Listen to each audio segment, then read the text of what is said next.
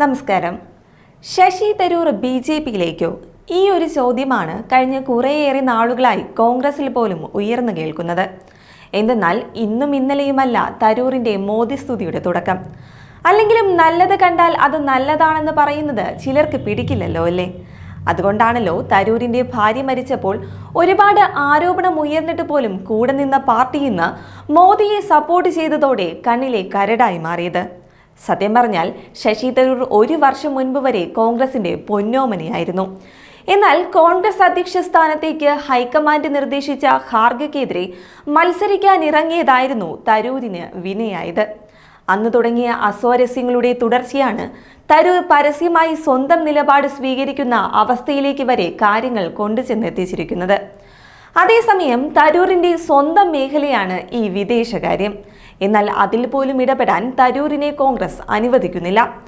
അതിനാൽ തന്നെ ഓപ്പറേഷൻ സിന്ദൂറുമായി ബന്ധപ്പെട്ട് തരൂർ നടത്തിയ പരാമർശത്തിലൂടെ എങ്ങനെയെങ്കിലും തരൂരിനെ പുറത്താക്കാനാണ് ഇപ്പോൾ കോൺഗ്രസിന്റെ ശ്രമം.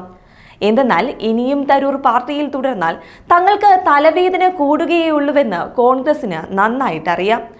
കോൺഗ്രസ് മനഃപൂർവ്വം തരൂരിനെ കുടക്കാൻ നോക്കുകയാണെന്ന് പറയുന്നതിൽ മറ്റു ചില കാരണങ്ങളുമുണ്ട്. എന്തെന്നാൽ വിദേശകാര്യ പാർലമെന്ററി സമിതി അധ്യക്ഷനായതിനാൽ തരൂരിനെ വിദേശ പര്യടനത്തിനുള്ള പ്രതിനിധി സംഘത്തിൽ കോൺഗ്രസിന് ഉൾപ്പെടുത്താമായിരുന്നു. അപ്പോൾ മനഃപൂർവ്വം തന്നെയാണ് തരൂരിനെ കോൺഗ്രസ് തഴഞ്ഞതെന്ന് വ്യക്തം. എന്നാൽ കോൺഗ്രസിന് തരൂരിനെ വേണ്ടെങ്കിലും മോദിക്ക് തരൂരിനെ എങ്ങനെ ഉപയോഗപ്പെടുത്തണമെന്ന് നന്നായിട്ടറിയാം. അതിനാലാണ് വിദേശ പര്യടനത്തിനുള്ള പ്രതിനിധി സംഘത്തിന്റെ നേതാവായി തരൂരിനെ മോദി സർക്കാർ നിയോഗിച്ചിരിക്കുന്നത്. അതേസമയം ഇത് തിരിച്ചറിയാതെ പോയതാണ് കോൺഗ്രസിന്റെ ഏറ്റവും വലിയ പരാജയവും. എന്തെന്നാൽ കേരളത്തിൽ ശശി തരൂരിന് മറ്റേത് കോൺഗ്രസ് നേതാക്കളെക്കാളും ജനപ്രീതിയുണ്ട്. അത് രാഷ്ട്രീയ പ്രായഭേദമെന്നേ ഉണ്ടെന്നത് കോൺഗ്രസിനും തരൂരിനും നന്നായിട്ടറിയാം. എന്നാൽ ഇങ്ങനെയൊക്കെ പറയുമ്പോഴും തരൂരിന് അർഹമായ സ്ഥാനം നൽകുന്നുണ്ടെന്നാണ് കോൺഗ്രസിലെ ചില നേതാക്കൾ പറയുന്നത്. എന്നാൽ വർക്കിംഗ് കമ്മിറ്റിയിൽ ശശി തരൂരിനെ എടുത്തതാണ് ഇവർ കാരണമായി ചൂണ്ടിക്കാട്ടുന്നത്. എന്നാൽ വർക്കിംഗ് കമ്മിറ്റിയിൽ ശശി തരൂരിനെ എടുത്തത് ശരി തന്നെയാണ്. എന്നാൽ അവിടെ എന്ത് ചുമതലയാണ് തരൂരിന് കൊടുത്തതെന്ന് ആർക്കെങ്കിലും അറിയാമോ? പ്രത്യേകിച്ച് ശശി തരൂരിന് ചുമതലകളൊന്നുമില്ലെന്നാണ് കോൺഗ്രസിലുള്ളവർ തന്നെ പറയുന്നത്.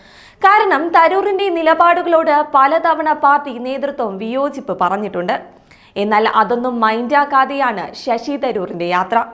അതായത് താൻ തന്റെ നിലപാടുമായി മുന്നോട്ട് പോകും, പാർട്ടിക്ക് പാർട്ടിയുടെ നിലപാട് സ്വീകരിക്കാം എന്നതാണ് അദ്ദേഹത്തിന്റെ ലൈൻ. എന്നാൽ അതിനോട് യോജിക്കാനാകില്ലെങ്കിലും ഇപ്പോൾ കോൺഗ്രസ് നേതൃത്വം തരൂരിനോട് എടുക്കുന്ന സമീപനം പാർട്ടിക്ക് ദോഷം ചെയ്യുകയുള്ളൂ. എന്തെന്നാൽ രാജ്യം ലോകത്തിനു മുൻപിൽ വലിയ നിർണായകമായൊരു വിഷയം അവതരിപ്പിക്കാൻ പോവുകയാണ്. ആ സമയത്ത് കോൺഗ്രസിൽ നിന്ന് തരൂരിനെ പോലൊരാളെ നിർദ്ദേശിക്കാനുള്ള ബുദ്ധിയായിരുന്നു നേതൃത്വം കാണിക്കേണ്ടിയിരുന്നത്. ലോകരാഷ്ട്രങ്ങൾക്ക് മുന്നിൽ കാര്യങ്ങൾ അവതരിപ്പിക്കാനുള്ള തരൂരിന്റെ കഴിവ് കോൺഗ്രസ് പാർട്ടിയുടെ നേട്ടമായി കാണണമായിരുന്നു. കോൺഗ്രസ് നിർദ്ദേശിച്ചിട്ട് സർക്കാർ തരൂരിനെ എടുത്തിരുന്നില്ലെങ്കിൽ തരൂരിനെ പോലെ കാര്യപ്രാപ്തിയുള്ള ഒരാളെ ഒഴിവാക്കിയതിനെ വിമർശിക്കാൻ ന്യായമുണ്ടായിരുന്നു. എന്നാൽ ഇപ്പോഴങ്ങനെയല്ല. ഇതൊരു സെൽഫ് ഗോളായി പോയി എന്നാണ് കോൺഗ്രസിലെ ഒരു വിഭാഗം നേതാക്കൾ പറയുന്നത്. കൂടാതെ ശശി തരൂർ സ്വീകരിക്കുന്ന സമീപനങ്ങളിൽ കോൺഗ്രസിന് തിരഞ്ഞെടുക്കാനുള്ള വഴിയിലൊന്ന് അച്ചടക്ക നടപടി സ്വീകരിക്കുക എന്നതായിരുന്നു. അത് താക്കീതാകാം, അല്ലെങ്കിൽ വർക്കിംഗ് കമ്മിറ്റിയിൽ നിന്ന് ഒഴിവാക്കലാകാം. അത്തരം നടപടികളിലേക്ക് എന്തായാലും ഇപ്പോൾ കോൺഗ്രസ് നീങ്ങില്ലെന്നാണ് സൂചന.